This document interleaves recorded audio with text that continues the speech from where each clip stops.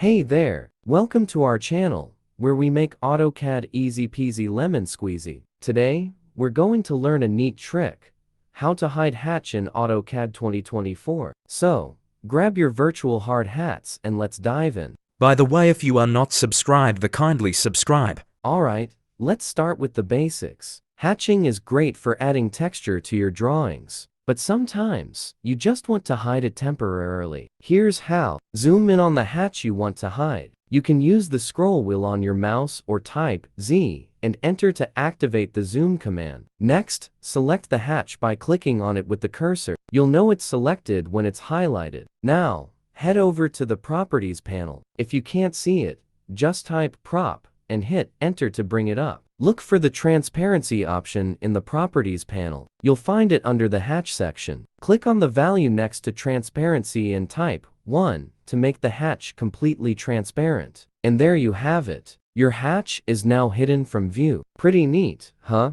So, that's all for today's video. I hope you guys enjoyed it. Let me know in the comments what you'd like to see in an upcoming one. And if you haven't subscribed already, hit that subscribe button and like. And I'll see you in the next one. Cheers!